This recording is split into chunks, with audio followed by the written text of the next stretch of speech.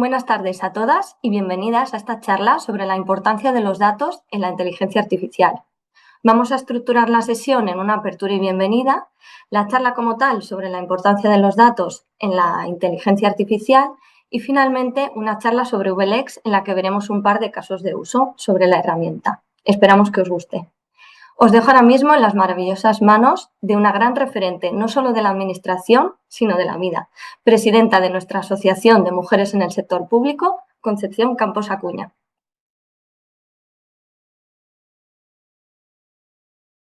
Gracias, María. Bueno, bienvenidas a todas y a todos los que estéis viendo esta charla.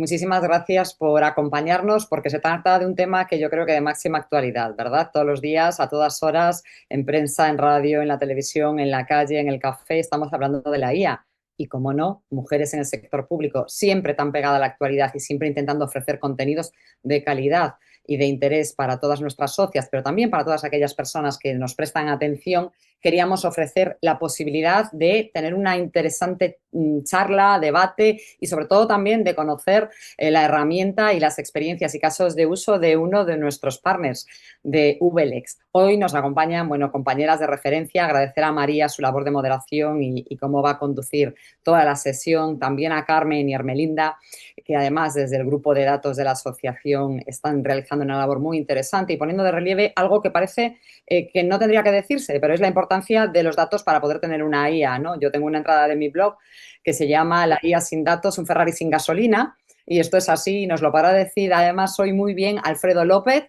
que nos viene a hablar precisamente de Vincent AI desde VLEX, demostrando cómo efectivamente la clave de su IA, de su magnífica herramienta, es precisamente los datos y cómo los tratan. Y además queremos aprovechar la ocasión también para, desde Mujeres en el Sector Público, agradecer a VLEX que nos acompañe hoy, pero que nos haya acompañado también en el camino, pues más allá de esta sesión, es un compañero de viaje permanente que nos apoya constantemente y que nos ayuda además también a hacer algo que se dice mucho y que no siempre tenemos el apoyo real, y es a dar visibilidad a la necesidad de contar con mujeres en el ámbito STEM, mujeres referentes, mujeres que programen, mujeres que están en la inteligencia artificial, que sean prescriptoras de IA y que nos ayuden precisamente a comprender el tema del que vamos a hablar hoy, como es la importancia de los datos en la IA.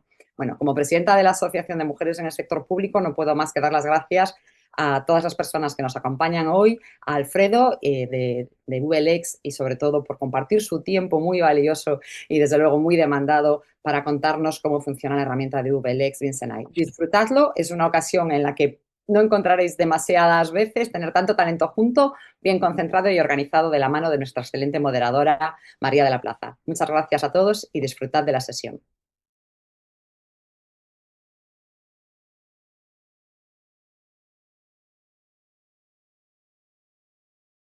Bueno, vamos a empezar con esta mesa. Hace años, cuando oíamos hablar de la inteligencia artificial, pues nuestra mente se iba a películas de ciencia ficción como puede ser 2001, Una Odisea en el Espacio, Blade Runner, Terminator, más recientemente Her. Pero esto no tiene nada que ver con la realidad, como bien sabemos. En los últimos tiempos, la IA se ha popularizado enormemente, especialmente con la llegada de la IA generativa. Sin embargo, es fundamental entender que la IA no es una conciencia ni una inteligencia al estilo humano.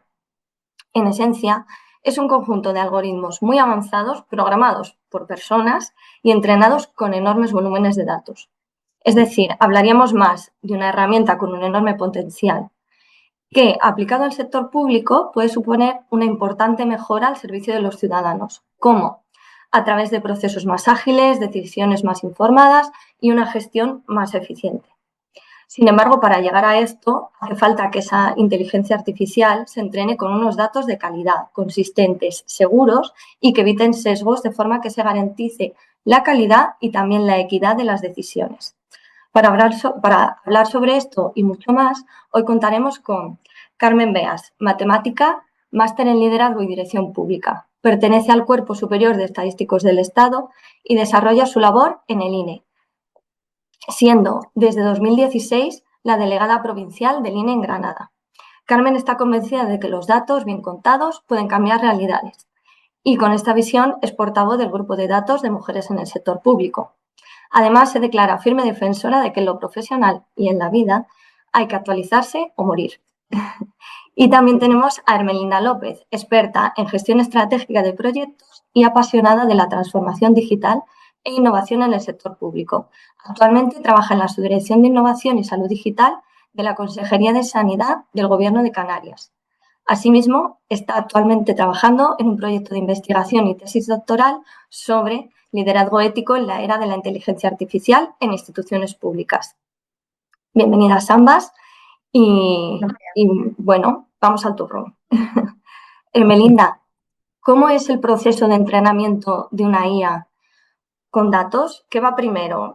¿Tener los datos, tener el caso de uso, tener el algoritmo, que es el huevo o la gallina?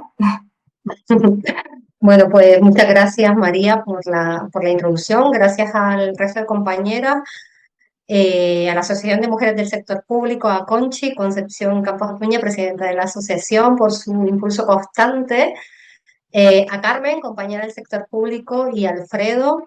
Es un placer estar con vosotros en este evento y bueno, en definitiva, gracias por organizar un evento tan importante para entender el contexto de transformación en el que nos encontramos y sobre todo, pues la importancia de los datos en la inteligencia artificial. La pregunta va al corazón del tema, la verdad, y si enfocamos un proceso de entrenamiento de inteligencia artificial con datos, lo primero que debe aparecer es el caso de uso, ¿no? Sin una pregunta bien planteada, un problema claro o un propósito, es muy fácil que desarrollemos tecnología por moda, sin valor y sin impacto. ¿Vale? Y aquí es muy importante cuando vamos a abordar los procesos de incorporación de inteligencia artificial en las organizaciones, que las abordemos desde el nivel directivo. Y bueno, hemos creado un foro muy acertado además de estar con directivas públicas porque al final se trata desde que desde la dirección sepamos entender pues en la estrategia de la organización, en el sector público, esa prestación de servicio público y la estrategia de innovación. Cómo la inteligencia artificial va a ayudar a prestar ese servicio público y alcanzar ese propósito, ¿no? Una vez tenemos ese caso de uso, tenemos ese enfoque claro y ese propósito, tenemos que ir a ver si tenemos los datos, ¿vale? Si tenemos esos datos necesarios para llegar a alcanzar nuestro propósito. Y no solo si tenemos los datos, sino si esos datos están bien estructurados, están etiquetados, si están actualizados y si los podemos usar. Me gusta mucho aquí hablar de que la IA no se entrena con datos generales, se entrena con datos gobernados, relevantes y representativos. Y aquí comenzamos a vislumbrar ese gran problema que es el del sesgo de los datos, ¿vale? Entonces, una vez tenemos el caso de uso, vemos si tenemos los datos y ya en última instancia nos dedicamos al algoritmo y al modelo algorítmico para ver si escogiendo el adecuado podemos incorporar esos datos y alcanzar ese propósito. De acuerdo, muchas gracias. Carmen, en la administración se poseen muchos datos, pero atendiendo a lo que decía Armelinda de la calidad del dato, que el dato sea coherente, correcto, ¿qué estrategias consideras fundamentales para asegurar que los datos sean precisos, completos, normalizados y fiables, no solo para la inteligencia artificial, sino para su explotación en general? A ver, en realidad es lo que tú estás diciendo, María. En la administración hay muchos datos, pero no todos tienen por qué ser de utilidad, porque como decía Ermelinda, tienen que tener una serie de características, que tú también lo has mencionado, que nos permitan que sean útiles. Muchas veces cuando pensamos en los grandes tenedores de datos, nos vamos a los gigantes tecnológicos, a las redes sociales, y sin embargo, si nos ponemos a pensar, en la administración pública tenemos una cantidad de datos. Yo el otro día pensando un poco, reflexionando sobre esta mesa redonda, yo decía, madre mía, es que tenemos los registros administrativos que están en poder de la administración, y aquí entran la agencia tributaria, el Servicio Público de Empleo, la Seguridad Social, el catastro, registro de la propiedad, registro mercantil, los padrones municipales de los ayuntamientos. O sea, una auténtica barbaridad. Pero es que fuera de eso, yo que soy estadística y trabajo en el INE, pues todos los datos estadísticos, ¿no? Tanto del INE, que es el Instituto Nacional de Estadística, como los de las comunidades autónomas o los departamentos ministeriales de estadística. A esto únele los datos de los expedientes administrativos, los datos de las resoluciones judiciales, que luego entrará Alfredo también y nos contará un poquito más ya del ámbito más relacionado con la justicia. Los datos de los propios funcionarios, que somos prácticamente 3 millones de funcionarios, datos de la contabilidad analítica de la administración, datos de interacción de los ciudadanos cuando entran en una sede electrónica, cuando navegan por una web de la administración. Tenemos una gran cantidad de datos. Yo diría que la administración pública es la gran fábrica de datos. Pero claro, no todos son útiles, no todos están igual de bien. No todos sirven para tomar decisiones o para alimentar un sistema de inteligencia artificial. Y ahí es donde entra el tema de la calidad del dato. Y cuando hablamos de calidad de datos, pues estamos hablando pues un poco lo que decía Melinda. O sea, que sea un dato relevante para el propósito que tenemos, un dato actualizado, porque no vamos a entrenar a un algoritmo con datos del Pleistoceno, ¿no? Tendrán que ser datos actualizados. Un dato que esté debidamente protegido y que esté anonimizado, si se trata de datos personales, y luego pues un dato que esté medianamente estructurado, ¿no? Que sepamos dónde localizarlo y sepamos interpretarlo. Entonces, estrategias que nos valgan para conseguir eso. Bueno, pues la primera que se nos viene a la mente, que además ya la ha sacado Ermelinda, es un buen modelo de gobernanza de datos, ¿no? O sea, un buen modelo, un buen marco regulatorio que bueno, que regule precisamente la obtención, el almacenamiento, la manera en que se comparte y la manera en que se reutiliza ese dato.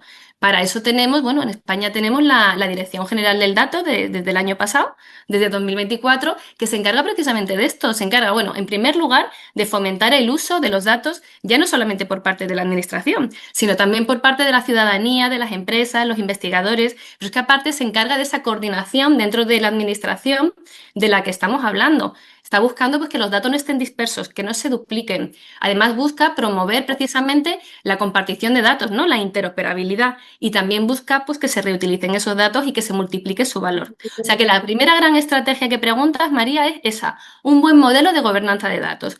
Una segunda estrategia que a mí se me viene a la cabeza es, pues, por ejemplo, digitalizar, pero digitalizar de verdad la documentación de la administración.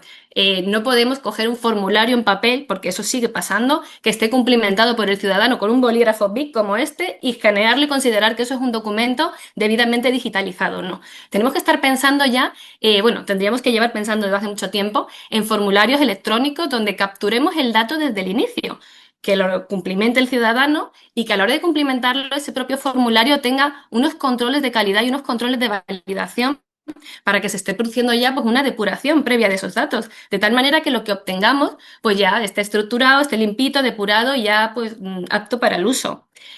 Otra estrategia que me viene a la mente después de haberlo estado reflexionando es la reutilización de los registros administrativos. Con esto quiero decir que tenemos que llegar a acuerdos interinstitucionales para diseñar los registros administrativos, porque esta es la única manera que tenemos de darle aún más valor a los datos que tenemos en la administración y a obligarnos a que estén debidamente estructurados para que sea más de una organización de la administración las que los use, que podamos darles pues eso, más valor, que contribuyamos a generar conocimiento con los datos de la administración. Y bueno, en ese sentido, ¿qué vamos a conseguir? Bueno, pues que estén más estructurados, que no haya duplicidades y bueno, y básicamente pues darles eso, más valor y obligarnos a que cuando queramos diseñar un registro, pues haya una alineación en criterios dentro de distintas instituciones y haya también una coordinación de esfuerzos. Yo, por ejemplo, claro, la cabra tira al monte y yo me voy al INE y estoy pensando en que el INE, hasta hace muy poquito, para rellenar, por ejemplo, el cuestionario de la encuesta de estructura de empresas, pedíamos la cifra de negocios.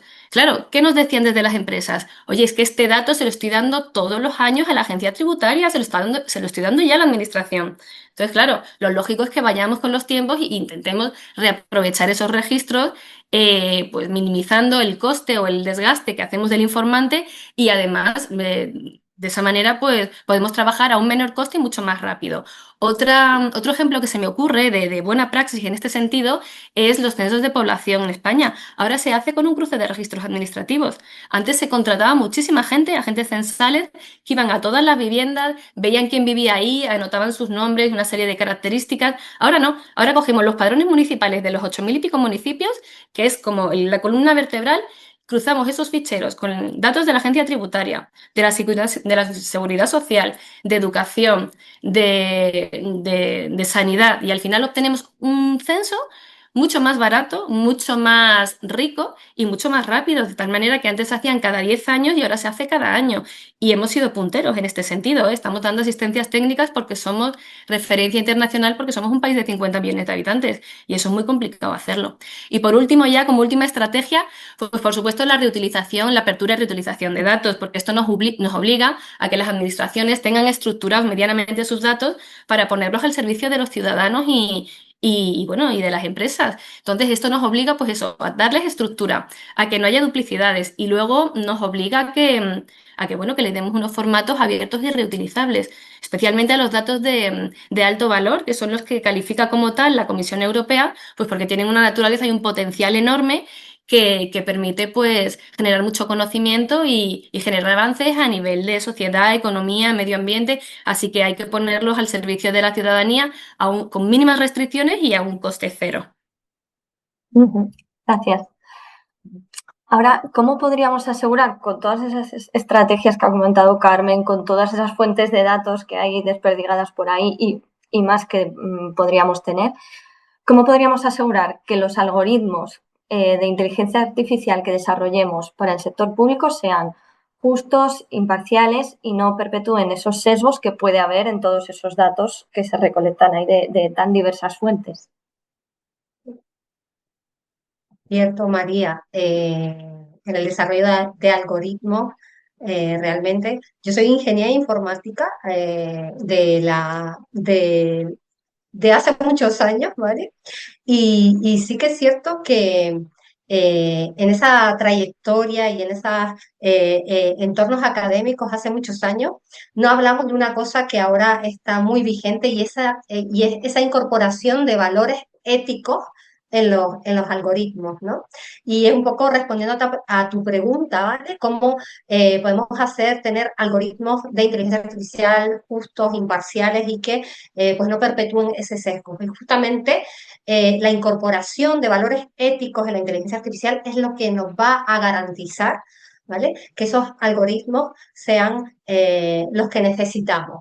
Cuando hablamos de incorporación de valores éticos en la inteligencia artificial, a mí me gusta hablar de 4 ideas, ¿vale?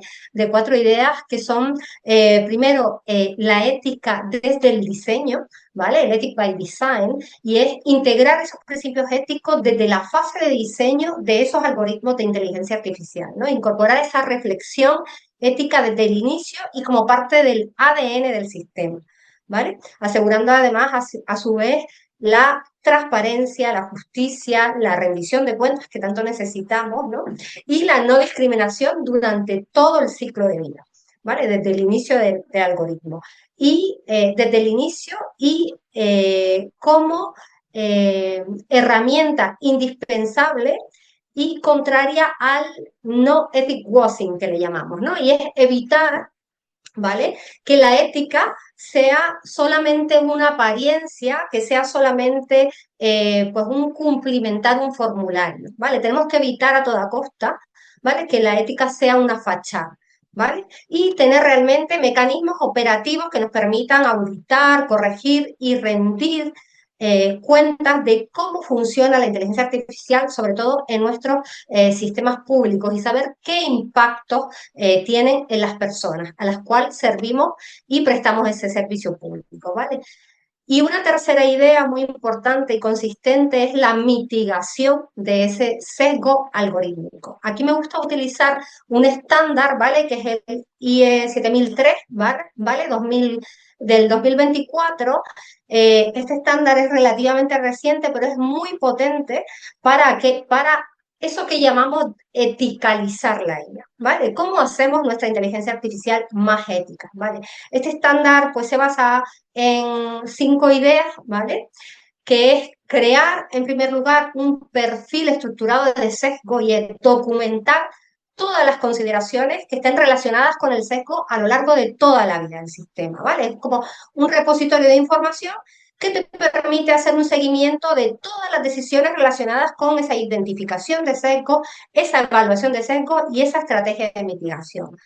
Un segundo eje de este estándar es la identificación de los stakeholders, de los interesados y del riesgo, ¿vale? Es fundamental que las organizaciones identifiquemos también desde las etapas iniciales todos los actores relevantes vinculados al sistema, ¿vale? Tanto aquellos que participan en su desarrollo, en la operación, como aquellos que pueden verse impactados por los resultados de estos sistemas de inteligencia artificial.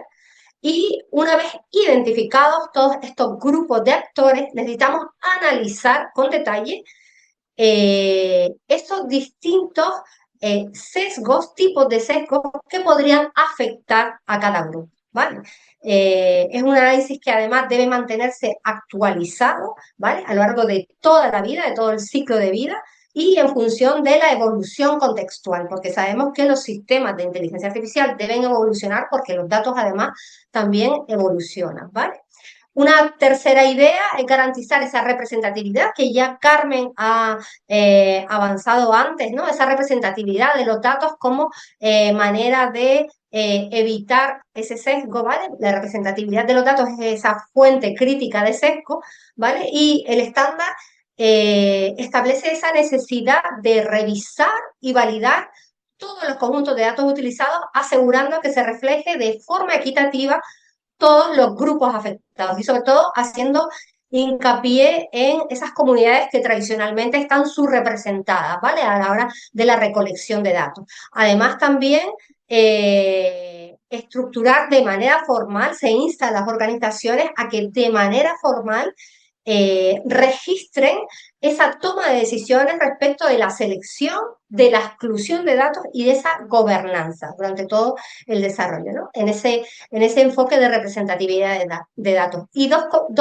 otros ejes que son muy importantes también y que se configuran en el marco de este estándar tan útil, que es el monitoreo de la desviación, ¿vale? Lo que estamos hablando, esos sistemas algorítmicos, ¿vale? Pueden verse afectados por, pues, cambio en la distribución de los datos de entrada, ¿vale? Esos fenómenos de drift, ¿no? De desviación, cambios en los datos de entrada o incluso datos en la relación de los datos de entrada y la de salida, ¿no? Entonces, tenemos que tener una supervisión continua, ¿vale? Y un reentrenamiento periódico para mantener un sistema de inteligencia artificial vigente. Y ya por último, ¿vale? Dentro de este marco estándar, ¿vale? Y de esos 5 ejes, la responsabilidad proactiva y la transparencia, ¿vale? Como objetivo, para reforzar esa confianza, ¿vale? En estos sistemas de inteligencia artificial se recomienda siempre a las organizaciones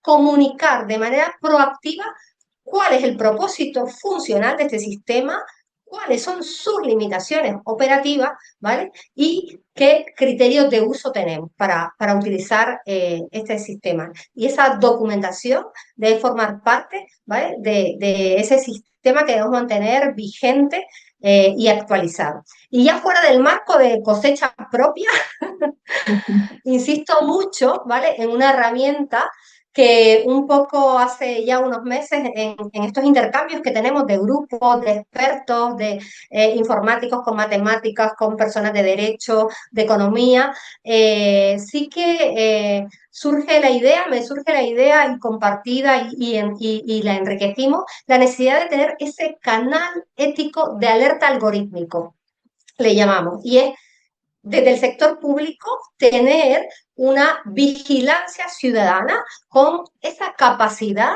¿vale? De tener una infraestructura ética y técnica a partir de la cual la ciudadanía pueda informar a la administración de un posible sesgo, de un posible impacto discriminatorio y de un efecto indeseado de un sistema que tiene la administración de inteligencia artificial. ¿Quién mejor que la ciudadanía para alertar cuando se ha visto discriminada?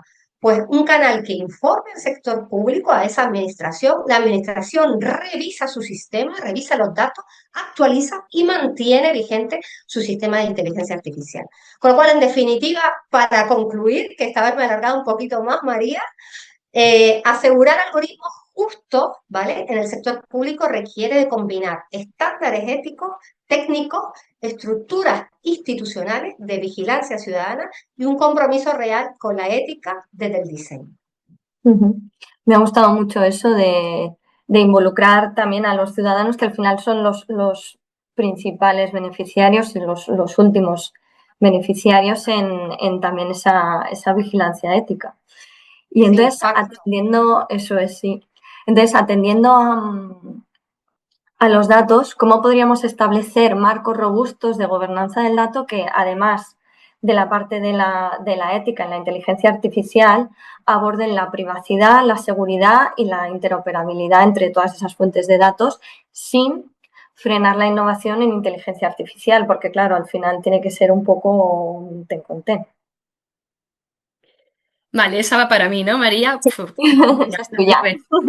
Sí, la verdad es que has puesto dos cuestiones sobre el mantel que, a ver, son complicadas, ¿no? Porque son dos cuestiones muy relevantes. Una es una buena gestión de datos, pero otra es que podemos innovar, ¿no? Que esa buena gestión no nos impida innovar y avanzar, porque ya que tenemos una herramienta, pues tendremos que utilizarla, ¿no? No podemos quedarnos atrás. Bien, pues yo, ante estas dos cuestiones, yo creo que aquí la madre del cordero es claramente una buena gestión de los datos. Una buena gestión de los datos porque necesitamos un marco que regule esos datos para asegurarnos de que, bueno, nuestro modelo de gobernanza de datos que nos asegure que tenemos unos datos de calidad, unos datos confiables, porque si no tenemos unos datos de los que podernos fiar, ¿qué tipo de algoritmos vamos a entrenar con ellos? No podemos hablar ya de ningún tipo de innovación en IA en la administración si no contamos con unos datos de calidad y fiables que nos sirvan para darle alimento a ese sistema de inteligencia artificial.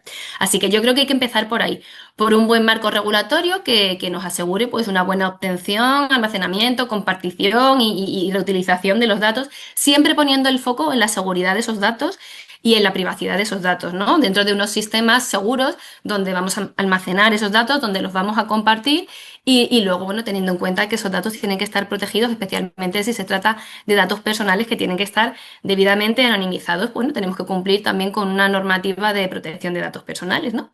Y dicho esto, y una vez conseguido esto, entonces ya sí nos podemos plantear crear las condiciones necesarias para innovar en sistemas de inteligencia artificial dentro de la administración, pero en entornos seguros, ¿no? Tenemos que buscar siempre esos entornos que podamos controlar, que sean seguros, que ahora reciben el nombre de sandboxes bueno, o laboratorios, que de manera pequeñita, ¿no? Podamos ir experimentando, pero claro, experimentando sin afectar a personas reales, ¿no? Experimentando, prototipando en chiquitín, sin que sea a gran escala. Y ya dentro de ese entorno controlado, pues claro, ahí ya podremos ver a qué riesgos nos enfrentamos, qué ventajas o beneficios nos va a ofrecer y a partir de ahí ya ir tomando decisiones.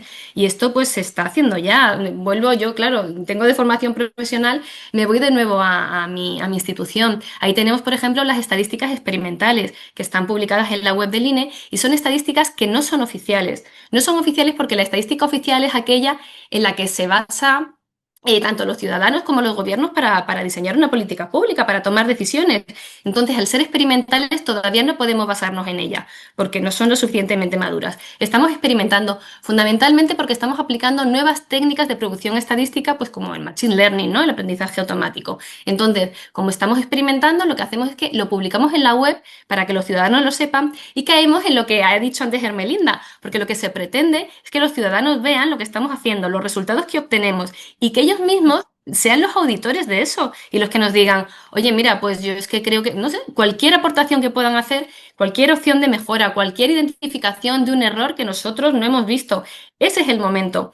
Entonces, damos cierto tiempo y cuando ya tenemos lo suficientemente perfeccionado el producto y confiamos en que ya hay una metodología robusta detrás, y los resultados son sólidos, ahí ya lo pasamos a estadísticas oficiales. Ahí ya sí son un producto bueno y ya se utiliza para diseñar políticas públicas.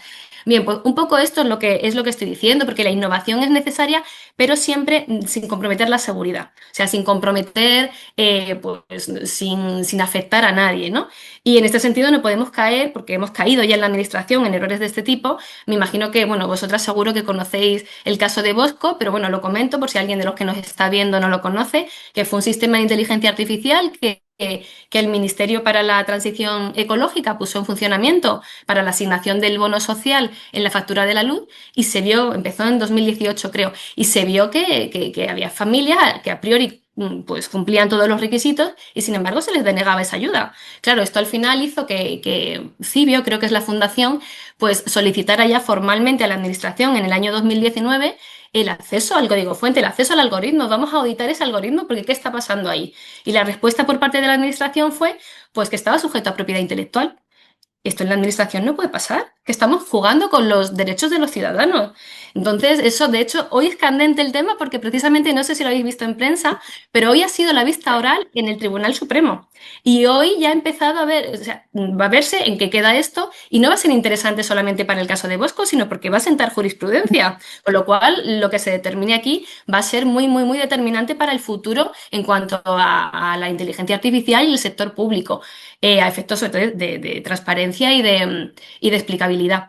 Ha habido un caso también similar, esto no solamente pasa en España, en la administración de Estados Unidos, el caso Compass, que también nos sonará probablemente, que es otro algoritmo que se utilizaba en la administración de justicia, lo utilizaban los jueces y en base a él lo que hacían era ver si un candidato, una persona que estaba en un centro penitenciario, pues se le asignaba o no pues una salida bajo fianza o una condicional o una serie de beneficios penitenciarios. Bueno, pues estuvo aplicando durante mucho tiempo hasta que se vio que era claramente un algoritmo que estaba sesgado y que perjudicaba al colectivo afroamericano, a las personas de raza negra en Estados Unidos. Y han sido casos muy sonados y han pasado ya en la administración. Esto tenemos que intentar evitarlo. Y luego, por último, un solo apunte final, en el tema de la innovación, es fundamental también la capacitación de los empleados públicos. Y no hablo aquí solamente de los perfiles STEM. Estoy hablando también, que antes lo ha mencionado Ermelinda, de los que toman decisiones, de los directivos públicos, porque tienen que estar preparados para ser capaces de realizar un diagnóstico riguroso de cuál es el estado de su organización, qué necesidades tiene. Y una vez que se han determinado esas necesidades, que surge la oportunidad, que sean capaces de ver la oportunidad de implementar una IA. Pero claro, que sean capaces, pues porque saben qué potenciales tiene, o sea, qué potencialidad tiene, que sepan un poco qué se puede obtener de ella y que luego sepan implementarla, pues valorando el riesgo que tiene en comparación con el beneficio. Es decir, lo que decía Hermelinda, de una perspectiva ética a la hora de implementar las cosas y sobre todo que la IA, lo que ha dicho Hermelinda también al principio, no es una solución en busca de un problema. No, no. Es primero tener un problema, tenemos una necesidad, ¿qué opciones de solución tenemos? ¿Qué abanico hay? La IA es uno, oye, pues vamos a intentarlo, pero que no sea al revés, que es lo que comentaba Hermelinda al principio. Y te voy a coger el hilo de la capacitación y le voy a preguntar a Hermelinda, porque claro, decíamos que los ciudadanos pueden echarnos una mano en la parte ética y tal, pero realmente los funcionarios que van a utilizar esa inteligencia artificial también tienen una parte importante de, bueno, no solamente para la parte del diseño, sino también de la responsabilidad de su uso y la toma de decisiones con esa IA. Entonces, ¿qué tipo de formación o capacitación sería esencial para los funcionarios públicos de forma que se utilice el máximo potencial de los datos y la inteligencia artificial en la administración pública?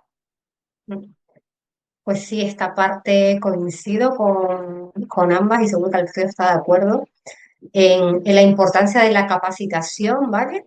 Y esa diferenciación, ¿vale? Como comentaba Carmen ahora, además también, es de vital importancia la alfabetización en IA por perfiles, ¿vale? Haciendo esa diferenciación entre las competencias o el desempeño de cada perfil dentro de la administración, los directivos, jefes de servicio, jefes de sección, administrativos, ¿vale? Todos caben, pero sí que es cierto que tenemos que diseñar una alfabetización de inteligencia artificial, ¿vale? Enfocando, y desde mi punto de vista, el caso de uso incluso, el rol, ¿vale? Y el riesgo, ¿vale? Y aquí sí que es cierto que está muy bien, ¿vale? Que aprendamos a hacer prompt, que aprendamos cuál es la naturaleza de la inteligencia artificial, cómo funciona, que se alimenta de datos, que toma decisiones y que aprendamos incluso a hacer prompt. Pero ese no es el objetivo para alcanzar una buena alfabetización dentro de nuestras administraciones públicas. Tenemos que, una vez hecha una formación general, ¿vale? De conceptos, tanto tecnológicos como de valores éticos, de retos y de oportunidades, debemos enfocar una alfabetización por perfiles, por roles. Y esto es las personas que se van a dedicar dentro de la administración a hacer esos diseños técnicos, esos auditores de IA, quizás ese equipo tecnólogo, ¿vale? Que va a dedicarse a revisar, a diseñar y a seguir la IA de manera más técnica, deberá tener seguramente un nivel avanzado, ¿vale? Que tenga conocimiento de ciberseguridad incluso, ¿vale? De auditoría, de explicabilidad, ¿vale? Y un poco más técnico, nivel avanzado.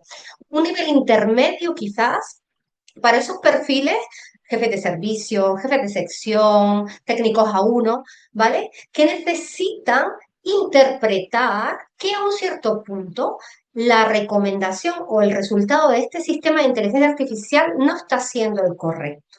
Y pensar, ¿vale? Y ser crítico, ¿vale? Ese pensamiento crítico del resultado y tener la seguridad, ¿vale? Con su formación y conocimientos nivel intermedio, de cuestionar ese resultado y decirse, equipo, tenemos que revisar con qué datos, ¿vale? Estamos alimentando en este punto, ¿vale?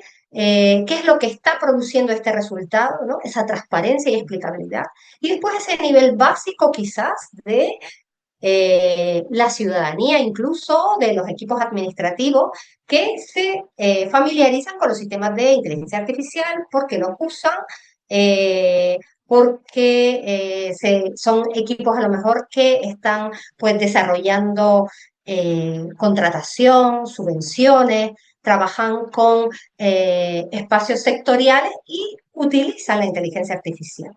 Pero a un nivel más básico, ¿no? Entonces, esa capacitación diferenciada creo que es muy importante, ¿vale? Y después ese aprendizaje continuo. Al mismo tiempo que sabemos que tenemos que alfabetizar en la fase de implantación, necesitamos esa capacitación continua por lo que hablábamos, ¿vale? Porque los sistemas cambian y porque a lo mejor incorporamos o mejoramos los algoritmos, ¿vale? Entonces, ese acompañamiento continuo también es fundamental en ese proceso de capacitación, ¿no? Y por supuesto, en estos tres niveles que he establecido de manera imaginaria, también establecer esa capacitación para los directivos, ¿no? Justo lo que hablaba antes Carmen, ¿no?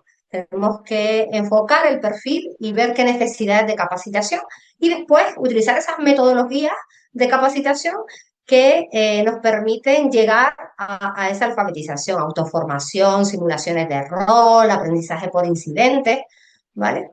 Y yo creo que esa es como la receta para mí ideal para una buena alfabetización, que además sabemos que está recogido en nuestro Reglamento Europeo de Inteligencia Artificial, ¿no? En su artículo 4, que además ya ha entrado en vigor la parte de alfabetización y que en el sector público estamos obligados a llevar ese proceso de alfabetización en la organización.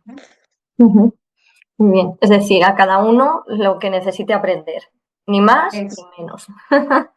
Bueno, pues vamos a ir ahora con un clásico para cerrar. Vamos a empezar por Carmen, ¿vale? Y es desafíos y oportunidades de la implantación de la inteligencia artificial en el sector público. Bueno, sí, es cierto, esto ya sería como un recopilatorio, ¿no? De todo lo que ha salido sobre la mesa. Y bueno, pues voy a empezar por las oportunidades, ¿no? Porque es como más alentador. Yo creo que las oportunidades las tenemos ya muy claras y han salido todas aquí. Bueno, y en general, cualquiera de los que nos vaya a ver ya de antemano más o menos puede intuirlas. Claramente, la llegada, la irrupción de la inteligencia artificial en la administración va a suponer una mejora en la eficacia de los servicios públicos. ¿Por qué? Porque vamos a poder personalizar los servicios, porque vamos a ser incluso más justos a la hora de repartir recursos, ¿no? Vamos a contar con más información, vamos a tener mayor capacidad de análisis y eso nos va a permitir que las decisiones sean mejores. Y además, la inteligencia artificial también nos va a ayudar a detectar incluso problemas incipientes, ¿no? Sin necesidad de llegar a que ya el problema lo tengamos delante y ya la solución sea mucho más complicada. O sea que en ese tema de anticipar necesidades también tiene mucho campo. Esto sería en cuestión de eficacia, pero aquí también cabe hablar de eficiencia, ¿no? Porque el componente tiempo y el componente dinero también tiene mucho que ver con la inteligencia artificial y es que nos va a facilitar mucho las cosas. Probablemente los servicios cada vez sean pues mejores a nivel de eficiencia de los servicios públicos.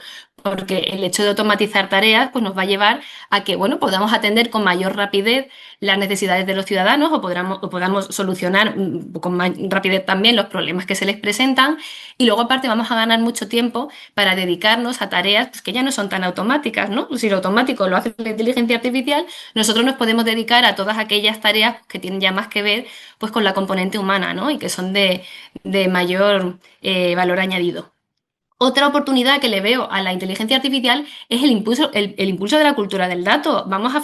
Por fin vamos a familiarizarnos con los datos, ¿no? Porque estamos todo el rato hablando de una administración basada en datos, que sus decisiones se basen en datos y en inteligencia artificial, y esto va a dar un impulso a la cultura del dato y a las decisiones basadas en evidencias.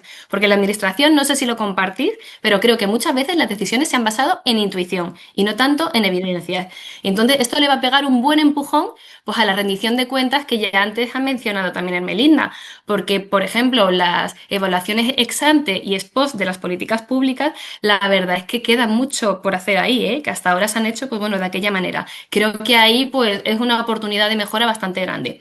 Y por último, como oportunidades, se me ocurre una oportunidad para impulsar la innovación, ¿no? Que ya ha salido sobre la mesa, porque es el momento de hacer como una reingeniería de procesos, ¿no? De repensar, de decir, bueno, esto se ha hecho así siempre, se tiene por qué seguir haciendo así. ¿Tenemos herramientas para hacerlo de otra manera que sea más eficaz y más efectiva? Bueno, pues hora de levantar las alfombras, sacudir el polvo y replantearnos todas esas maneras de hacer las cosas, esos procesos.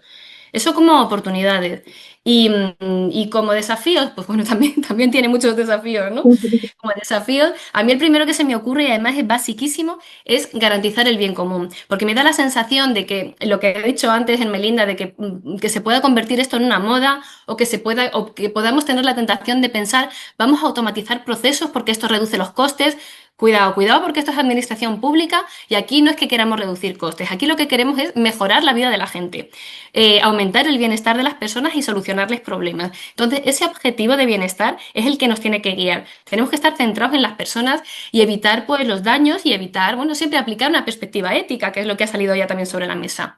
Como segundo desafío, bueno, pues ya ha salido también el tener un buen modelo de gobernanza de datos, porque para tener unos datos de calidad que nos permitan tener unos sistemas de calidad, pues fundamental que tengamos un buen marco regulatorio de los datos, unos datos de calidad que sean seguros y que estén protegidos y sobre todo cuando son datos personales debidamente anonimizados y además con unas evaluaciones muy rígidas y muy rigurosas antes de entrenar un algoritmo con los datos, precisamente por los sesgos que comentaba antes Melinda.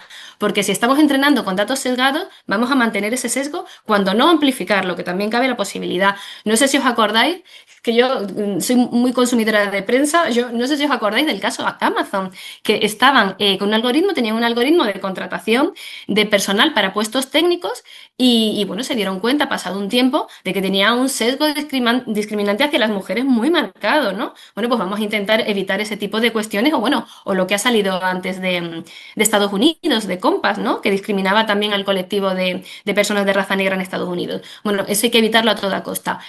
Otro desafío, bueno, pues garantizar la transparencia y la explicabilidad, que también ha salido ya, ¿no? Porque hay que informar a los ciudadanos cuando estamos utilizando una IA en la administración. Es que son nuestros clientes, es que estamos buscando la mejora de sus vidas, es que estamos jugando con sus derechos.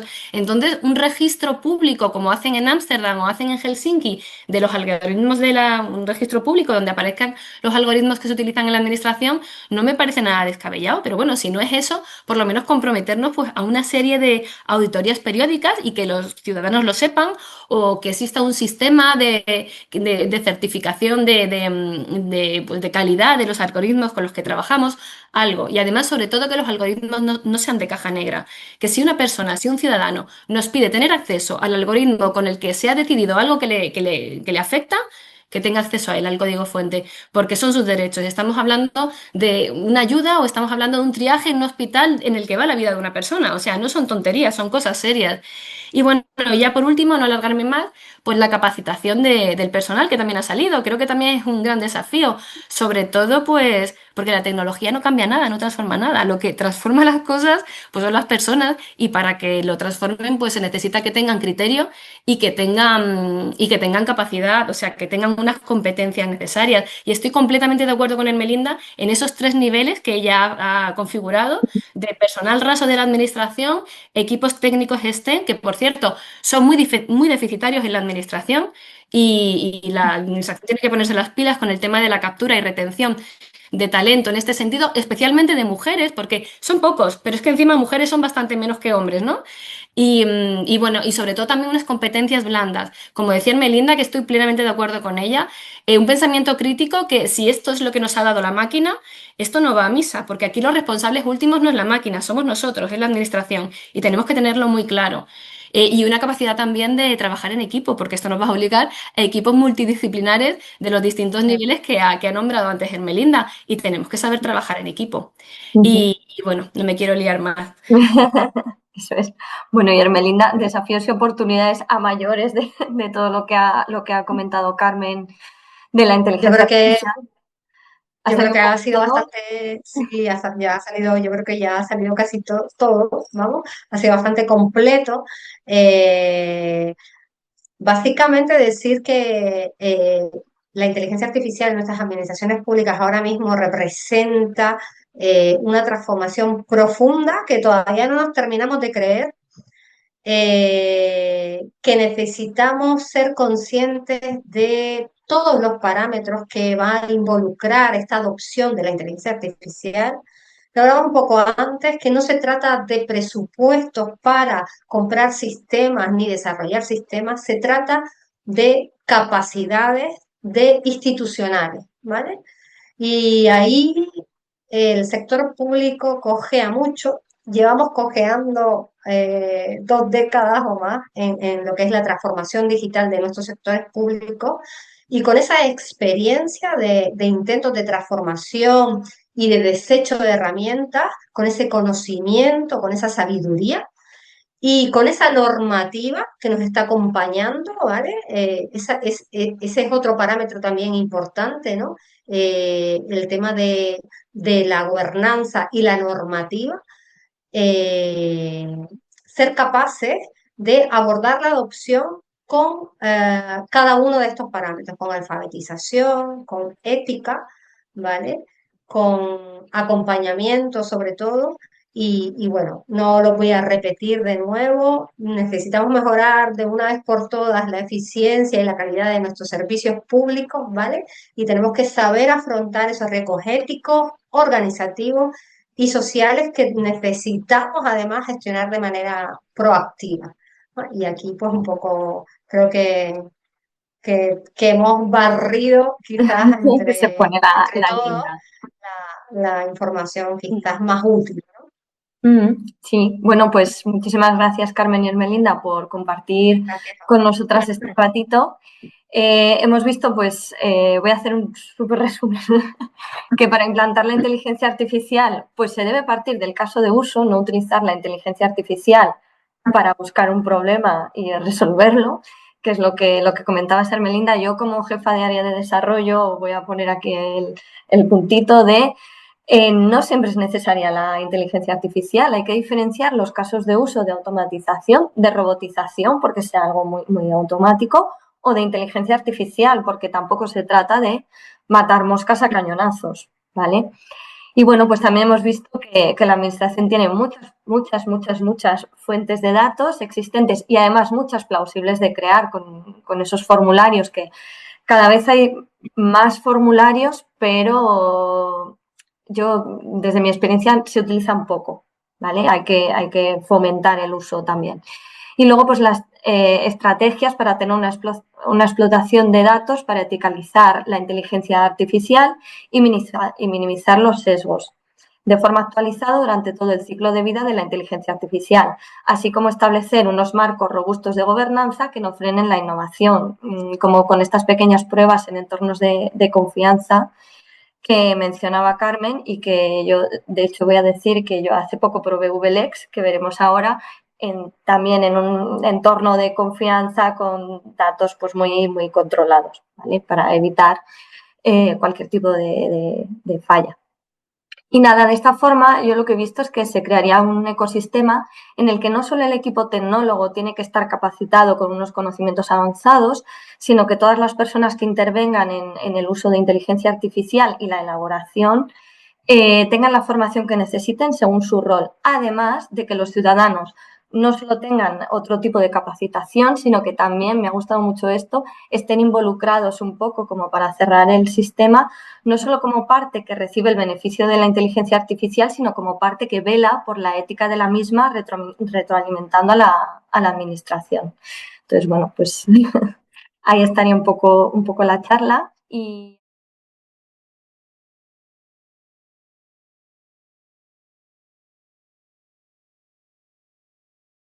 de ULEX tenemos aquí a Alfredo López. Alfredo es licenciado en Derecho por la Universidad de Barcelona en el año 2000, posgrado en Dirección de Equipos Comerciales en la Universidad de Nebrija, experto en Dirección de Equipos Comerciales, actualmente es director comercial en ULEX España y Europa. Ha sido ponente en congresos sobre inteligencia artificial en universidades, colegios de abogados, asociaciones como la nuestra y administraciones públicas. Y cuando su trabajo se lo permite, le gusta disfrutar de un buen menú de degustación. Y aquí va mi pregunta para Alfredo.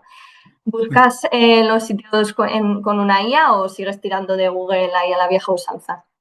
Pues no, sigo, más que nada tiro de amigos, es Ah, mira, decir, sí, sí, hay inteligencia humana a tope. Es muy bien. decir, para ese tipo de temas, para buscar menús de degustación, restaurantes buenos, siempre tiro de referencias. Amigos que hayan Muy estado, bien. como viajo mucho por toda España y por toda Europa, pues siempre encuentro a alguien que me dice, pues si vas a París, este, si vas a Santander, este otro. Y bueno, cuando el tiempo me lo permite, pues intento. Pues lo disfrutas. Vale, pues muchas Exacto. gracias. Sí que es verdad que si voy a un país que desconozco, pues sí que utilizo la IA, incluso Vincent.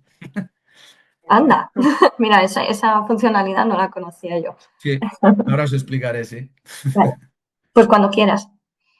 Muy bien, bueno, voy a compartir mi pantalla. Ujú. A ver si la podéis ver bien.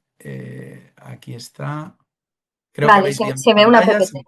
Ujú. Perfecto. Bueno, esto es una presentación que luego compartiré para quien quiera visualizarla.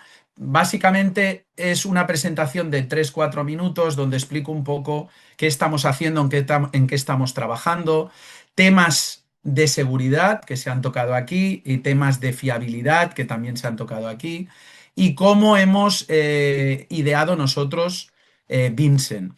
Vincent, para que lo entendáis, es una herramienta de inteligencia artificial eh, pensada como una herramienta que tiene que colaborar con el ser humano, es decir, está pensada como un binomio. Realmente nosotros no pensamos la inteligencia artificial separarla de la inteligencia humana.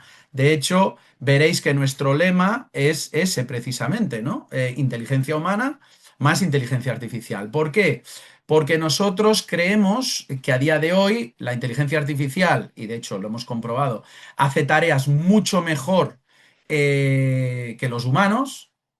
Por ejemplo, resumir, comparar, extractar, revisar, actualizar.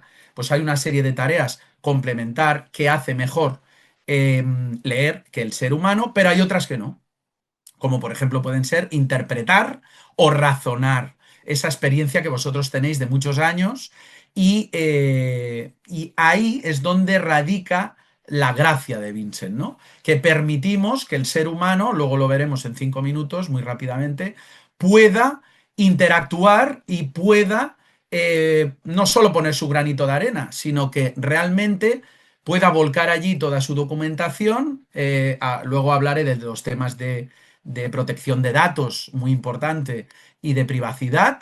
Es decir, vamos a permitir que nuestros clientes puedan integrar su conocimiento y ese conocimiento pueda servir a Vincent para dar incluso respuestas mucho más certeras y acertadas.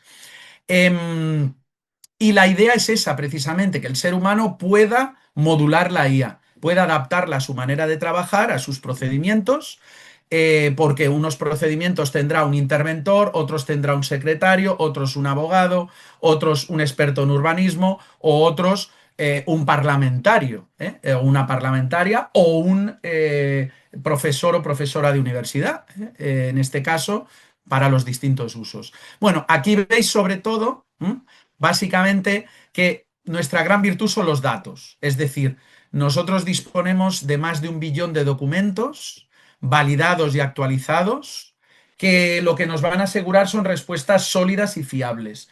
Es decir, no damos ninguna respuesta a ninguna pregunta vuestra sin estar basada en un documento, que puede ser una sentencia, puede ser una norma, puede ser un contrato, puede ser un libro, un artículo de opinión o un informe de una junta consultiva de contratación, por poner ejemplos, ¿no? La idea es esa, no dar respuestas creativas ni alucinantes, como pueden hacer IAs generativas generalistas, ¿no? Entonces, nuestra idea es siempre dar respuestas fiables, basadas en documentos. Y en eso somos expertos porque tenemos más de 1 billón con B de documentos. Luego, por otro lado, tenemos la virtud de la tecnología. Pues porque VLEX fue la primera empresa del sector legal hace muchos años, en 2013, que empezó a trabajar con inteligencia artificial.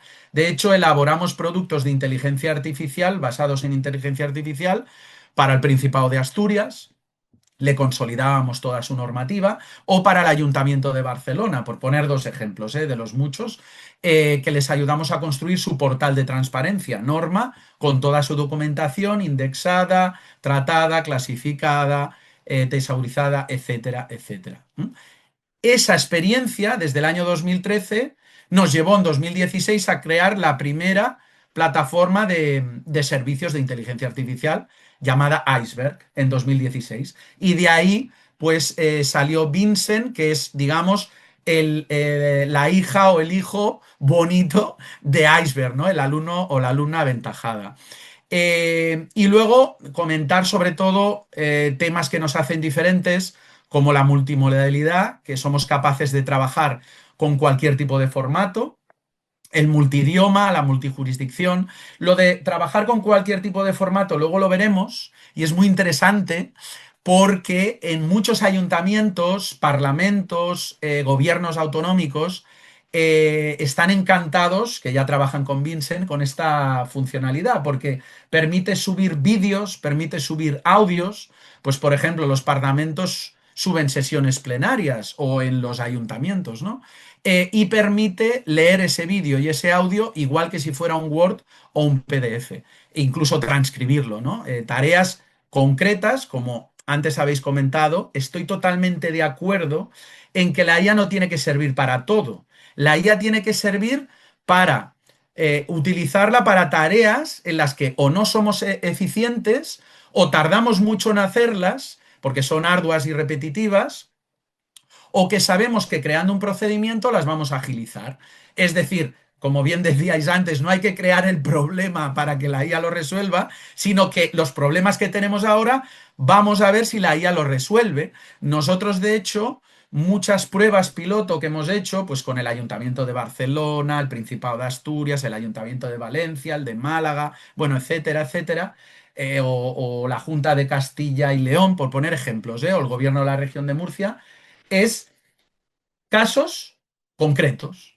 Pues, por ejemplo, uno de ellos nos dijo, yo tengo problemas para transcribir vídeos, pues vamos a ver si Vincent transcribe vídeos mejor de lo que lo hace el programa con el que estáis trabajando. Y sí, lo hacía mucho mejor. Identificaba mejor los intervinientes, era capaz de coger la transcripción de una manera perfecta, ya fuera en castellano o fuera en otro idioma, podría ser el gallego, el catalán o el euskera, y de ahí salió esa posibilidad, ¿no? A partir de ahí, pues ya se puede utilizar para otros usos, pero en ese caso nos lo pidieron para eso. Pues se trata de eso, esos usos que son ineficientes o que no podemos explotar, pues con la IA a ver si los podemos solucionar. Y luego hay un reconocimiento permanente. Reconocimiento permanente, hemos ganado varios premios consecutivos. Actualmente nos han reconocido como una de las IAs generativas legales más avanzadas del mundo. No hablo de España ni de Europa, estoy hablando del mundo, a nivel mundial. Y luego, bueno, pues estamos muy agradecidos por la confianza en la adjudicación de multitud de licitaciones o contratos en la administración pública. Aquí pongo algunos de ellos, ¿no? Que ya os he ido citando, aparte de grandes despachos o de empresas del IBEX 35, pues que trabajan con nosotros. Eh, Resumiendo un poquito 10 características que nos hacen destacar por encima del resto, pues aquí la tenéis. Una de ellas, que yo me quiero parar aquí, es la capacidad de poder orquestar múltiples LLMs. ¿Qué es eso? LLM son los modelos de lenguaje extenso, ¿no? Las maneras de poder expresar el lenguaje. En este sentido, nosotros somos capaces de al mismo tiempo ir a esos LLMs, GPT, Gemini, Claude 3, por poner ejemplos, y escoger cuál es el mejor para cada tarea, para comprender esa pregunta, para redactar o incluso otro para comparar o traducir.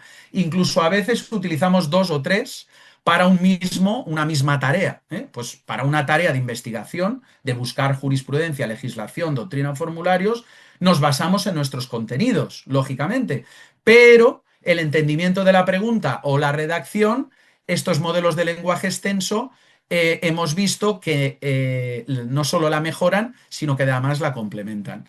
Ya lo he comentado antes, la multimodalidad, poder subir cualquier tipo de documento, el multidioma, el mayor fondo documental, la guía de prompting, esto es muy bueno, antes hablábamos de que hay que aprender a hacer prompts, ¿no? Decía Hermelinda, y estoy totalmente de acuerdo que hay que tener una capacitación y realmente nosotros al principio la mayoría de los errores que había en las respuestas venían de hacer mal la pregunta, ¿sí? Pues esto lo hemos solucionado, porque hemos añadido una guía de prompting. Ahora os lo enseñaré en 30 segundos. Una guía de prompting que permite que aunque la pregunta sea muy vaga, difusa, mal hecha incluso, que a veces pasa, vamos rápido y la hacemos a prisa y corriendo, o incluso de una manera coloquial, que Vincent la mejore y nos sugiera una posibilidad mucho mejor y más avanzada, ¿no? Luego también permitimos la integración absoluta con cualquier tipo de gestor documental o colección de conocimientos. Esto es lo que ha hecho que muchas organizaciones trabajen con Vincent, porque no solo respondemos en base al billón de documentos con el que trabaja VLEX, jurisprudencia, legislación, contratos, libros, revistas, sino también permitimos al cliente alojar sus documentos en Vincent, de tal manera que Vincent no solo responda en base a los nuestros, sino en base a los documentos del cliente. Un ejemplo lo tenemos, el primero que lo hizo fue el Ayuntamiento de Barcelona, integró todo su conocimiento con Vincent, toda su jurisprudencia, sus informes, sus dictámenes, su legislación, todos sus documentos, y eso que hizo multiplicó exponencialmente su IA. ¿Por qué? Porque ya no solo respondía con los documentos de VL, sino con los suyos, incluso podría pedirle a Vincent que mejorara sus documentos, que los revisara, que los actualizara, etc. Y luego, por destacar alguna cosa más, el General Assistance, que antes se ha comentado, he comentado con el tema de los menús de degustación, el General Assistance permite hacer preguntas de cualquier tipo. Es decir, Vincent está entrenado para el mundo legal, lógicamente, y está muy entrenado para dar respuesta a esas preguntas, ¿no? Pero también podemos hacerle preguntas de cualquier tipo. Le podemos hacer preguntas generalistas, que Vincent también nos las va a responder. Y luego, el tema de la seguridad, muy importante, muy importante. Estamos certificados en diversas ISO. Voy a ir a esa parte directamente para que lo podáis ver. Vincent evita totalmente las alucinaciones. Es decir, nosotros tenemos un riesgo de alucinación cero, absoluto, cero. Es decir, ¿es posible que Vincent se base en una sentencia que no existe? No. ¿En una ley derogada? No. Es decir, ¿podemos estar tranquilos? Sí, porque solo da respuestas en base a documentos validados y actualizados que están dentro de VLEX o que ha validado el cliente, porque están dentro de su base de datos, como antes os comentaba del Ayuntamiento de Barcelona. Y luego, en cuanto a la seguridad de los datos, aquí tenéis una serie de temas muy importantes, como las certificaciones en la ISO 27001 y SOC 2, el ENS, certificado a nivel alto, están a punto de dárnoslo, está en trámite, pero estamos prácticamente, ya podemos decir que lo tenemos. Registros de auditoría criptográficos, inicios de sesión único para proteger, lógicamente, cada usuario que tenga su IA, su licencia, y nadie puede ver que tiene otro usuario, nadie puede ver lo que tiene otro usuario, ni nada de lo que hace un usuario puede ver lo otro, ni siquiera esas preguntas que hace o esos documentos que sube sirven para entrenar o mejorar Vincent para otras personas, sino simplemente para su usuario, ¿no? Eso es muy importante. Damos la posibilidad de instancia dedicada, tenemos un DPO, la mitigación del sesgo, esto es muy importante. Esta mitigación del sesgo la garantizamos con auditorías casi diarias, ya no diría periódicas, y luego también con las respuestas obtenidas de fuentes primarias. Es decir, tenemos la tranquilidad de que siempre nos va a llevar un documento. Y luego los datos están 100% seguros, privados, y solo si el cliente quiere, como ha hecho el Ayuntamiento de Barcelona, puede repositarlos, crear una colección de contenido dentro de Vincent y esa colección de contenido con los máximos niveles de confidencialidad, privacidad y protección del dato, ya que están en servidores de Amazon Web Service Europa, ¿vale? Muy importante. Y lo que comentaba, que todas esas preguntas que hacen nuestros clientes y todos esos documentos ni se guardan, están encriptados, ni se usan para entrenar a Vincent, porque si no, claro, todo nuestro conocimiento, si lanzamos preguntas y lanzamos documentos, se escamparía, ¿no? Es decir, todo el mundo podría tener acceso a ellos. No, aquí en este caso lo aseguramos y en nuestros contratos lo dejamos clarísimo. Y luego, ¿qué futuras aplicaciones y mejoras vienen? Algunas os las voy a enseñar ahora, dos en concreto. El drafting, poder crear documentos desde cero. Estamos en la primera fase, justo ahora en julio, pero ya se pueden crear desde cero contratos, demandas, recursos, pliegos, ya sea con plantillas de VLX o con plantillas vuestras, que ya tengáis hechas o sin plantillas. Es decir, pedirle directamente, ahora lo veremos, es uno de los casos que os voy a enseñar, cómo pedirle que me redacte un contrato concreto. Transcripción de audio y vídeo, esto ya lo tenemos. Lo único que ahora estamos en la fase 3, ya permite subir cualquier tipo de vídeo, hasta 2 gigas y 4 horas. A partir de aquí, si son más horas o más gigas, habría que partirlo o tener un poco de paciencia. Pero hasta 4 horas y 2 gigas lee cualquier tipo de audio y vídeo. Es el otro caso que os enseñaré. Anonimización. Ya se pueden, con Vincent podéis anonimizar documentos de hasta 100 páginas. Esto es una gran novedad porque podéis tener la tranquilidad de subir un documento y decirle a Vincent que os lo anonimice y lo anonimiza en segundos. Derecho comparado, estamos cada día añadiendo más países. Tenemos muchos países de Europa y de América, sobre todo. Integración absoluta con conocimiento. Ahora lo que estamos haciendo es a cada cliente le damos la opción de que pueda integrar todo ese conocimiento que tiene repositado pues, en algún gestor documental o incluso en su propio disco duro, ¿no?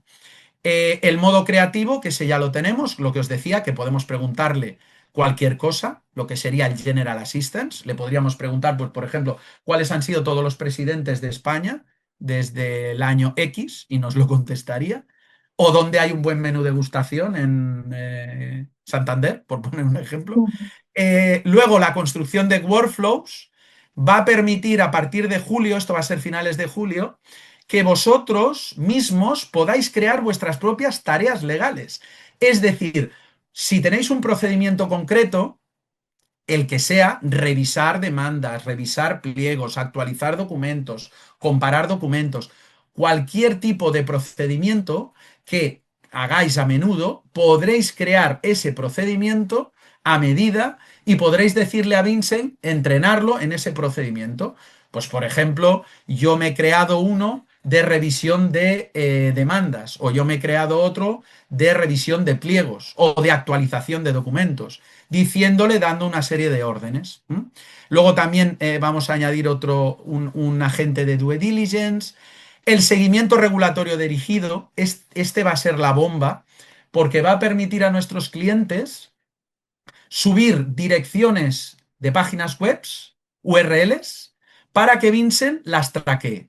Es decir, pues por ejemplo, le podréis decir, oye, mira, Vincent, yo quiero que te vayas a la página web de la Junta Consultiva de Contratación de Aragón, me lo invento, y que todo lo que cae cada día me lo traigas a mí ya clasificado, interrelacionado, con un resumen, es decir, ya elaborado, sin necesidad de esperar a que VLEX o cualquier otra editorial lo integre en su base de datos. Es decir, que ya podréis incluso anticiparos y seguir una serie de páginas web de contenido y que ese contenido os vaya llegando. Y también la posibilidad de crear tablas, ¿vale? Y dejo de compartir la presentación y voy a los 5 minutos divertidos, digámoslo así, ¿no? De cómo funciona Vincent. Algunos seguramente ya lo habréis probado y ya lo habréis visto, pero como ha habido bastantes mejoras, voy a hacerlo un poquito más grande para que se vea mejor. Ah, sí, vale, muy bien.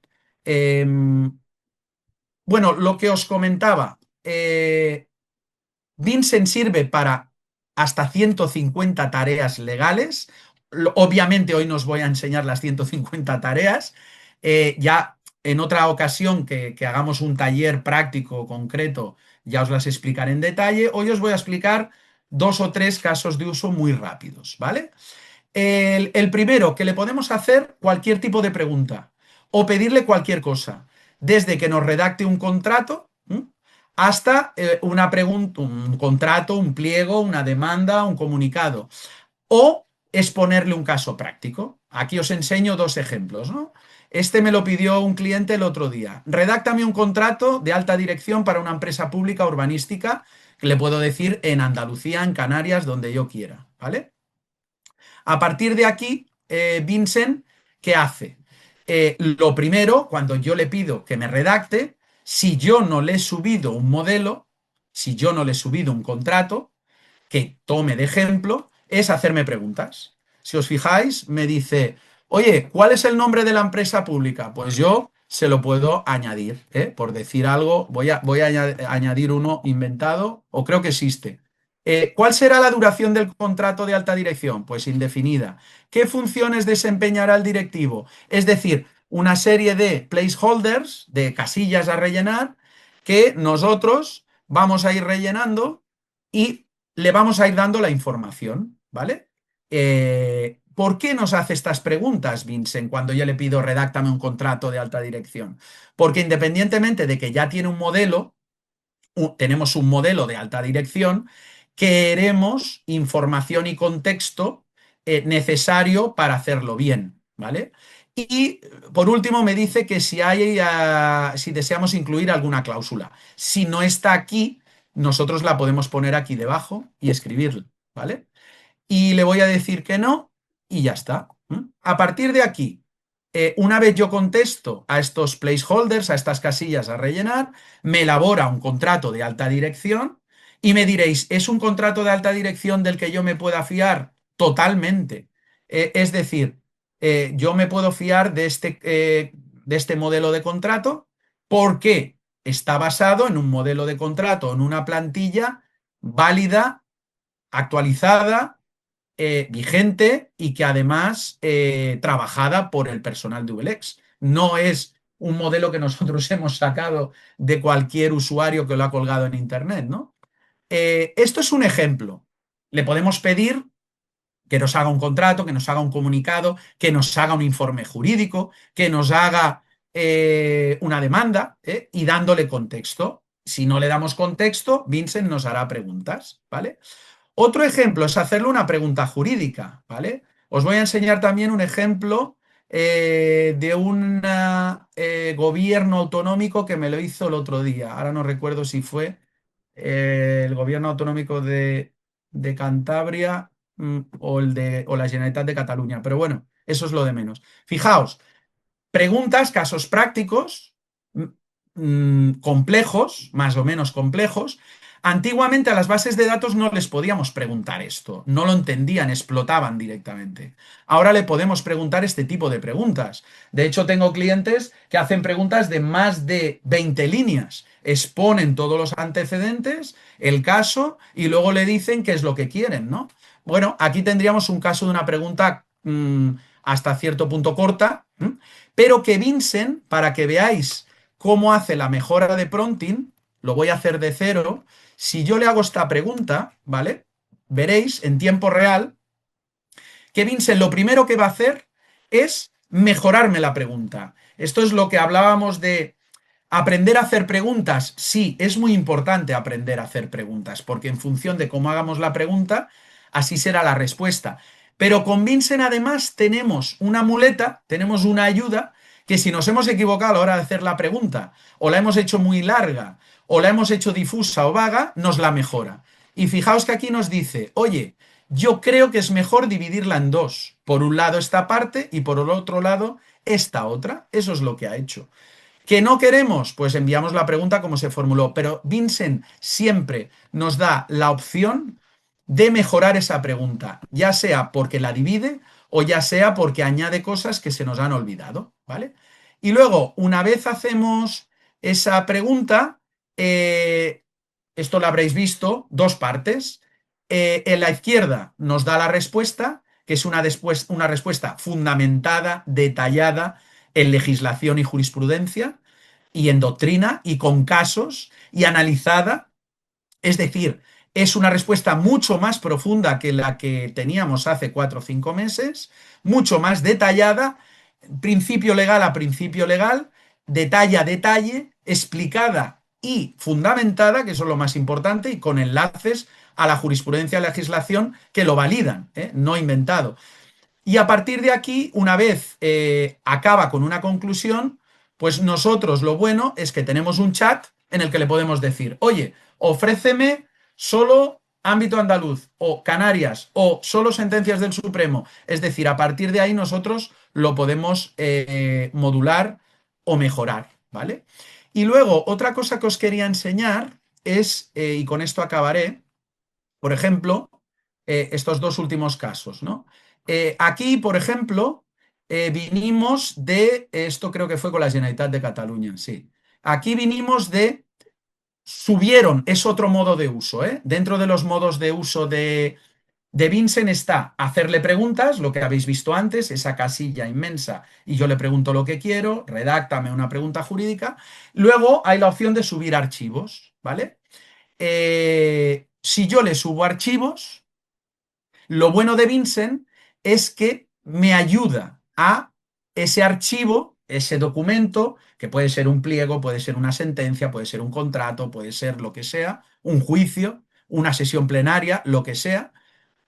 Yo, sin decirle nada, él me propone una serie de tareas, una serie de prompts, una serie de cosas en las que me puede ayudar, como por ejemplo identificar lenguaje hostil, mitigar riesgos, obligaciones. Es decir, estos son tareas que la IA hará perfectas en relación a este pliego. Y no solo eso, sino preguntas, me sugiere preguntas que yo puedo hacer para mejorar ese pliego. También, ojo, lo primero que hace Vincent es preguntarme quién soy. ¿Veis? ¿A qué parte representas? Si yo no se lo he dicho, si le he dicho que soy el gobierno de o la Generalitat de Cataluña, pues ya directamente sabe quién soy, ¿no? Y a partir de aquí, ¿veis? Me contesta pues a todo lo que le he preguntado, ¿no? A los riesgos, las mitigaciones. Yo incluso le puedo subir un contrato y decirle, añádeme más cláusulas, revísamelo, mejóramelo, actualízamelo. Es decir, le puedo hacer todos aquellos prompts que yo quiera, porque tengo aquí un chat. O amplíame la cláusula 7, es decir, le puedo pedir todo aquello que yo quiera, porque yo soy el dueño, esto es un binomio. Hace tablas, como podéis ver, yo incluso le podía haber pedido oye, con este documento hazme una tabla que resuma los temas principales, ¿no? Y aparte de hacerme la tabla, como veréis, también me da los enlaces. Es decir, si yo quiero ir al riesgo, por poner un ejemplo, de cumplimiento, protección de datos, resolución por incidentes, ¿no? Que tiene una prioridad alta, yo puedo ir a la página 26 y directamente iré a ver ese riesgo en la página 26 y Vincent me lo marcará. Esto como era un pliego en catalán, por eso sale de la Generalitat, ¿vale? Y no solo eso, es decir, puede hacer tareas fácticas, pero yo luego también le puedo pedir tareas de investigación, como por ejemplo aquí, que le pedí, en este caso, cómo se regulaban los acuerdos marco, ¿vale? Y él me dio la respuesta basada en jurisprudencia, legislación, doctrina. Es decir, a partir de subir un documento, que lo subo clicando aquí a subir archivos, yo le puedo pedir lo que me dé a mí la gana, pero luego además de pedirle lo que a mí me dé la gana, él me propone cosas a hacer. Y por último, una cosa que quería enseñaros, muy sorprendente, es que permitimos también subir audios y vídeos. Yo aquí tengo preparado, para no perder tiempo, un juicio, pero aquí podríais subir una sesión plenaria, podríais subir una formación, una junta, es decir, cualquier vídeo que vosotros tengáis o cualquier audio. Esto sí que es muy sorprendente porque va a permitir ahorrar un montón de horas en visualizar vídeos, transcribir vídeos o actuar sobre vídeos y audios. Aquí, por ejemplo, esto es un juicio y yo le podría clicar aquí en ver transcripción y directamente él me daría la transcripción de ese vídeo. Un vídeo que dura 1 hora, yo ya directamente tengo el visor, pero no solo eso, tengo aquí la transcripción con el minutaje y los intervinientes. Esto es una gozada, porque Vincent es capaz de detectar todas las personas que intervienen y decir quién es, si es el juez, el letrado, el secretario, e incluso ir al minuto o al momento, pues yo qué sé, quiero ir a este minuto y me va a ese minuto en concreto del juicio. Y además, por último, deciros que cuando nosotros subimos un documento, ya sea una imagen, podemos subir imágenes. Hay ayuntamientos que suben planos. Podemos subir imágenes, podemos subir scans, podemos subir PDFs, Words, PowerPoints, y lo que os he dicho, audio y vídeo. No solo me sugiere tareas apropiadas para el juicio, sino que además me sugiere preguntas relacionadas con ese juicio. Y luego, como yo tengo el chat, yo le puedo decir, oye, hazme una tabla, con esto acabo, con una tabla resumida con las intervenciones de los testimonios, yo qué sé, por decir, lo primero que me ha venido a la cabeza, ¿vale? Imaginaos ya, no os quiero decir qué cosas puede llegar a hacer la IA con esas cantidades ingentes de documentos. Imaginaos que tenéis pues colecciones de 100, 200, 1000, 2000 documentos y en un momento determinado queréis compararlos o hacer una tabla comparativa entre esos documentos con una serie de columnas. Es que incluso a Vincent le podéis decir, mira, que las columnas sean pues contenido principal de la intervención, fuente, precio, valor estimado del contrato, es decir, imaginaos, las posibilidades de Vincent son inmensas, ¿vale?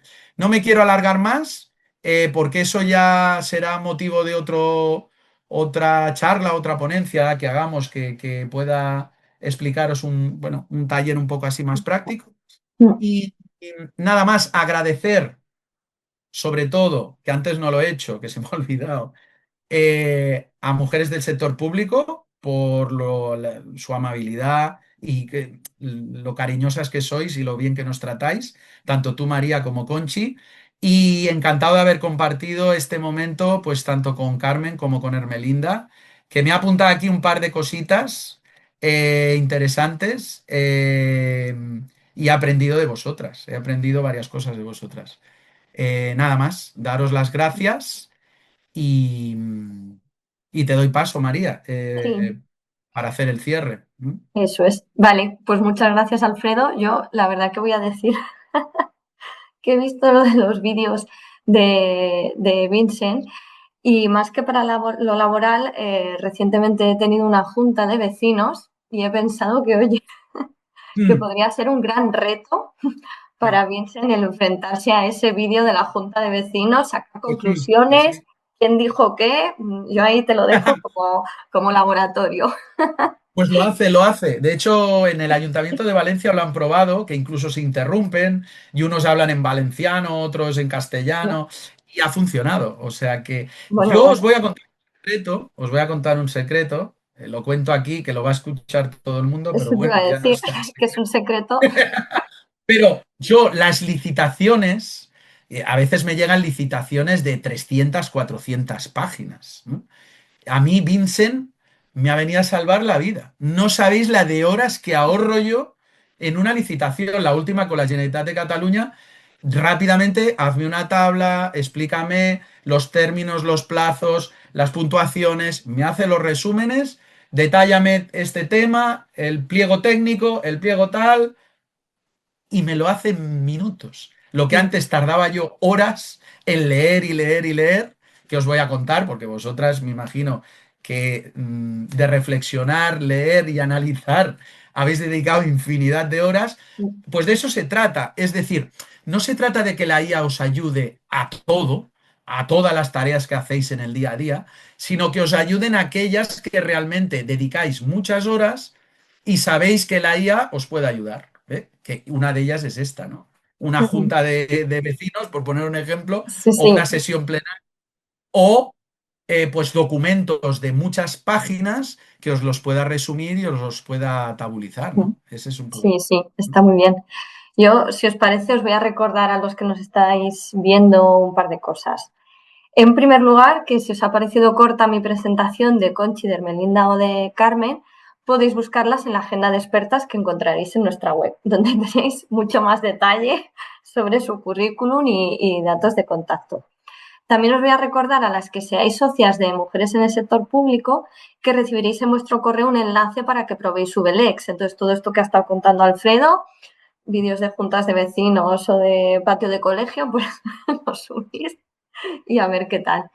Y luego también os adelanto que en lo que es la vuelta al cole entre octubre y noviembre para las socias de mujeres en el sector público, haremos desde el grupo de datos una serie de talleres exclusivos para socias sobre herramientas de inteligencia artificial. Uno de ellas será VLEX. Así que si sois de mujeres en el sector público, pues estad atentas al correo y si no lo sois, pues corred a nuestra página web a asociar. Y nada, pues muchas gracias a Conchi, a Carmen, a Hermelinda y por supuesto a Alfredo y a las personas que nos estáis viendo por compartir este ratito. Muchas gracias a ti, María. Muchas gracias a ti, María. Bueno, gracias a todas y buena tarde. Gracias. Hasta luego. Adiós, buenas tardes.